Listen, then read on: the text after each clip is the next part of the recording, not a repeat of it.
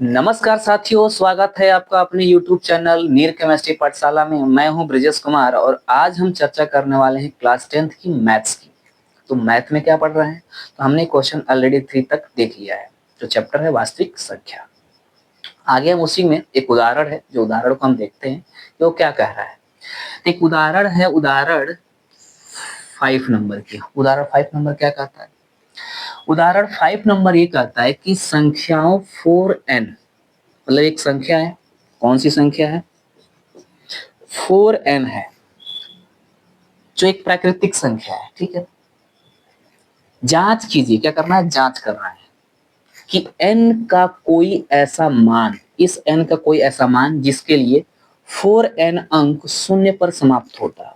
मतलब हमें n का एक ऐसा मान लेना है जो ये जाकर किस पर समाप्त हो? 0 पे। देखा है ये क्या मतलब है? समझाता हूं। जैसे मैं आपसे कहूं कि आप ये 10 बताओ, 10 का गुणनखंड करो। तो 10 का गुणनखंड कितना आएगा? 2 इंटू कितना आएगा? 5 आएगा। अच्छा ऐसे देखो, मैं आपसे कहूं कि ये क्या है? चलो ठीक है, 10 है ना, 10 बताओ, 10 को गुणनखंड करो कितने? 2 इंटू 5। बताओ ये जो 10 है वो 0 पे समाप्त हो रहा है कि नहीं हो रहा है? हो रहा है ना। ठीक है, 10 है तो 0 पे समाप्त हो रहा है, 20 है तो भी कितने पे समाप्त हो रहा है? 0 पे। और 30 है तो कितने पे समाप्त होगा? 2 इंटू 3 इंटू 5। देखो ये सब के सब किस पर समाप्त हो रहे हैं? 0 पे समाप्त हो रहे हैं। हमें हमको नंबर कौन सा है? 4। यहाँ पे सब कौन है? 10 20 30। 10 20 30 है तो कितने पर समाप्त हो रहे हैं? 0 पे। क्या यहाँ पे कोई 0 है? नहीं, 4 है। तो कह रहा है यही बताइए 4 0 पे समाप्त होगा कि नहीं होगा? तो गुणनखंड करना पड़ेगा। तो देख लेते हैं। ये 20 है तो 20 का गुणनखंड करो तो क्या हो जाएगा? 2 इंटू 2 इंटू कितना? 5। 30 है, 30 का गुणनखंड करो तो क्या होगा? 2 इंटू 2 इंटू 2, 2 4 2 8, नहीं 2 2 4 2 4,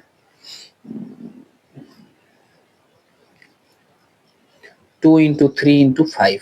ठीक है, 40 का करोगे तो क्या आ जाएगा? तो 2 इंटू 2, ठीक है, इंटू 2 इंटू 5, 2 2 4 2 8 25 40।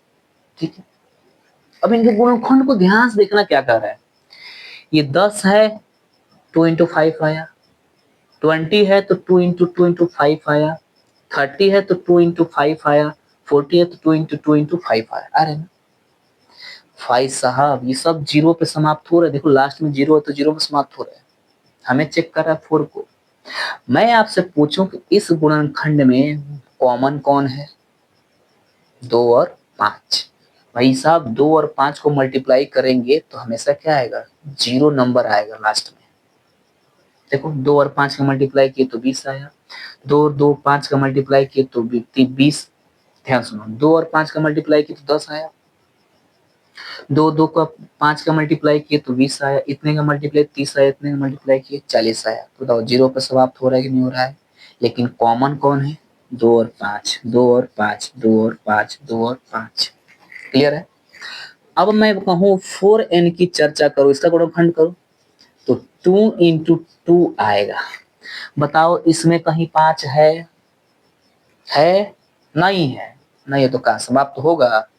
नहीं होगा, क्योंकि 0 पे समाप्त होने की संख्या में हमको चाहिए 2 और चाहिए 5। क्या है? नहीं है। तो क्या ये समाप्त होगा? नहीं समाप्त होगा। तो हम क्या कह देंगे कि अतः 4 टू द पावर 10 2 इंटू 2 में 2 उपस्थित है। 2 उपस्थित है, लेकिन 5 उपस्थित नहीं है। उपस्थित नहीं है। इसलिए यह शून्य पर समाप्त नहीं होगा। समाप्त नहीं होगा। क्लियर है? चलिए, क्लियर है तो इसे कॉपी करें, फिर हम अगले क्वेश्चन पे मूव करते हैं। कॉपी कर ले। कॉपी हो गया। चलिए कॉपी हो गया है तो हम अगले टाइप ऑफ क्वेश्चंस की बात कर लेते हैं। देखो क्वेश्चन देखो, चलिए हो गया ना। अगला क्वेश्चन है हमारा, ध्यान से देखो अगला क्वेश्चन, बस क्वेश्चन सेम है। देखो ये उदाहरण 5 था, क्वेश्चन नंबर 5 देखो। तो अब मैं क्या कर रहा हूँ, यहाँ क्वेश्चन नंबर 5 डाल रहा हूँ। बस यहाँ पे क्या कर दिया ना, 6 कर दिया है, बाकी सब क्या है सेम। यहाँ पे क्या कर दिया है 6, ठीक है, क्या कर दिया है 6, ठीक है ना, 6 कर दिया है। एनसीईआरटी का बुक है, आप लोग रखे हो तो ठीक है, देख लो ध्यान से। सेम कहानी, सेम कहानी। क्या ये 0 पे समाप्त होगा? तो चलो देख लेते हैं। ऐसे नंबर आते हो, देखो लास्ट में 0 है तो 0 पर समाप्त हो रहा है। उनके गुणनखंड में क्या आना चाहिए, 2 5 2 5 2 5 आना चाहिए। जिसके गुणनखंड में 2 5 नहीं आते हैं वो शून्य पर कभी समाप्त नहीं होगा। तो 6 को चेक कर लेते हैं। देखो 6 को क्या करेंगे, 6 टू द पावर n, गुणनखंड करो तो 2 इंटू 3 का पावर कितना आएगा n। क्या इसमें 5 आया? नहीं आया। 2 तो है लेकिन 5 नहीं है। क्या कभी ये संख्या शून्य पर समाप्त होगी? नहीं होगी। तो हम क्या लिख देंगे कि अतः 6 टू द पावर n में 2 उपस्थित है, 2 उपस्थित है, लेकिन 5 उपस्थित नहीं है, नहीं है। इसलिए इसलिए यह कभी भी कभी भी शून्य पर समाप्त नहीं होगा, शून्य पर समाप्त नहीं होगा। कोई किसी को समस्या नहीं? तो इसे कॉपी करें, फिर हम अगले टाइप ऑफ क्वेश्चन की बात कर लेते हैं। कॉपी कर लें।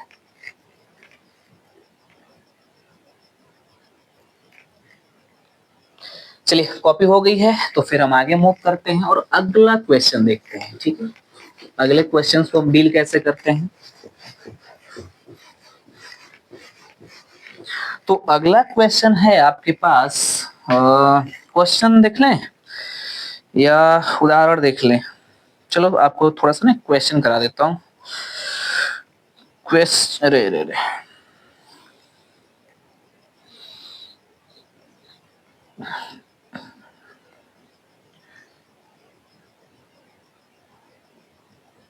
क्वेश्चन देख लो। कह रहा है कि व्याख्या कीजिए, क्वेश्चन नंबर कौन सा है, क्वेश्चन नंबर 6 है कि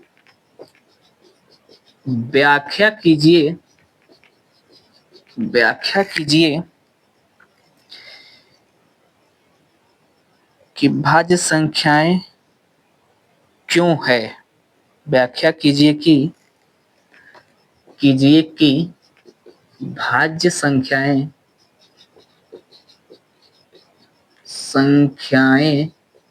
क्यों है, ठीक है। भाज्य संख्याएं क्यों है, कौन कौन सा है? तो पहला है 7 इंटू 11 इंटू 3 प्लस 13, और दूसरा है 7 into 6 into 5 into 4 into 3 into 2 into 1 plus 5। भाई साहब इसकी क्या करनी है, व्याख्या करनी है। कैसे? चलो चेक करते हैं। पहले तो आप समझो कि भाज्य क्या होता है। भाज्य, भाज्य का मतलब होता है, देखो ध्यान से, क्या रहा ना कि व्याख्या कीजिए कि भाज्य संख्या है कि नहीं है, मतलब भाज्य संख्या क्यों है। ये दोनों है, भाज्य क्यों है। तो भाई सबसे पहले हमें मन में आएगा ना कि भाज्य होता क्या है।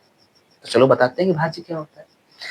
तो भाज्य वह संख्या है जिसका गुणनखंड हो सके, जिसका गुणनखंड हो सके। जैसे 6 है तो 6 का गुणनखंड क्या है, 2 और 3 है कि नहीं है। ये क्या है, भाज्य है। अभाज्य क्या होता है, जिसका गुणनखंड, जिसका गुणनखंड न हो सके, न हो सके, उसे हम क्या बोलते हैं? अभाज्य। जैसे 7 का गुणनखंड करो तो होगा? नहीं होगा। 9 नहीं, 9 नहीं तो 9 का हो जाएगा। 11 गुणनखंड करो, होगा? नहीं होगा। तो भाई साहब जिसका गुणनखंड हो सके भाज्य, जिसका गुणनखंड ना हो सके वो अभाज्य। क्लियर है ना? चलिए अब हमें चेक करते हैं क्यों है। तो पहला हमारे पास है 7 इंटू 11 इंटू 13 प्लस 3। अरे रे, कुछ मिस्टेक है क्या इसमें? क्योंकि यहाँ पर हमें कुछ अलग बता रहा है, थोड़ा सी गलती हो गई लिखने में। हाँ ये 13 है, ठीक है। चलो अब देखो ध्यान से, 13 इसको सॉल्व करने का मैं नया तरीका बता रहा हूँ। देखो ध्यान से, 13 है ना, इनको गुणा, इसमें के इसको गुणा करो, इसको इसमें गुणा करो, प्लस इसको ऐड करो, तब जाके आएगा। हम ना एक सिंपल मेथड से कर लेते हैं। देखो दोनों में 13 कॉमन है कि नहीं है ना? देखो यहाँ भी 13 यहाँ भी 13, क्यों ना हम कॉमन कर लेते हैं। बताओ 13 कॉमन कर लिए तो क्या हो गया यहाँ पे? 7 इंटू कितना? 11 इंटू कितना? 1 प्लस 13 कॉमन किए ना तो यहाँ क्या बच गया? 1 बच गया, ठीक है। देखो ये 13 इंटू 7 का 11 में मल्टीप्लाई करो तो 77, 1 का मल्टीप्लाई करो तो उतना ही आएगा, प्लस 1। 77 प्लस 1 को ऐड करो तो कितना आएगा? 78। बताओ इसका गुणनखंड आया कि नहीं आया? आया ना?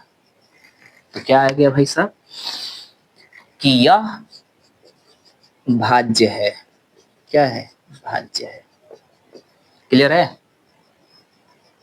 क्लियर है ना भाई? जिसका गुणनखंड आए वो भाज्य है, नहीं आता तो क्या होता? भाज्य नहीं होता। लेकिन इसका आ गया, भाज्य है।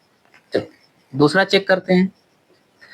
दूसरा है 7 into 6 into 5 into 4 into 3 into 2 into 1 plus कितना है? 5, है ना? एक वही कहानी कि आप इनको मल्टीप्लाई करो, इसको ऐड करके देखो फिर गुणनखंड है कि नहीं है, भाज्य है कि नहीं है। लेकिन हम सिंपल मेथड लगाएंगे। क्या है? देखो 5 इसमें को है कि नहीं है, 5 कॉमन कर लो। 5 जब हमने कॉमन कर लिया तो 7 into 6 into 4 into 3 into 2 into 1, इसको कॉमन किए तो यहाँ क्या बच जाएगा? 1। क्लियर है? चलो अब देखो मल्टीप्लाई करके देख लो भाई। 7 छक 42, मल्टीप्लाई करना पड़ेगा जी। 3 दूना 6, 6 चौका 24, 7 छके 42, 42 का 24 में मल्टीप्लाई करो। 7 छके 42, 4 3 12, 12 दूना 24, 4 दूना 8, 4 चौका 16, 2 दूना 4, 2 चौका 8, तो 8, 6 4 10 का शून्य हासिल 1, 8 1 9 1 10, 1008 हो रहा है। ठीक है, तो ये कितना आ गया? 1008 प्लस कितना? 1।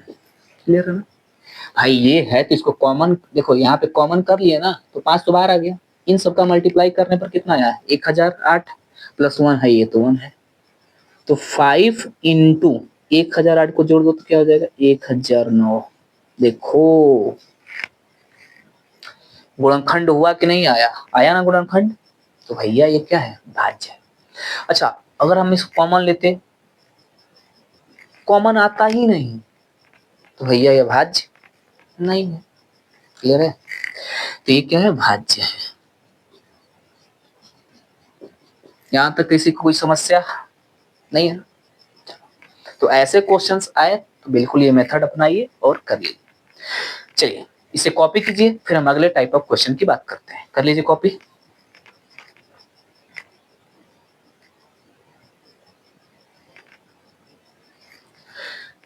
चलिए तो आज के लेक्चर में हम क्या करते हैं, यही समाप्त करते हैं। मिलेंगे आपको नेक्स्ट लेक्चर में और नेक्स्ट क्वेश्चन के साथ। तब तक के लिए धन्यवाद।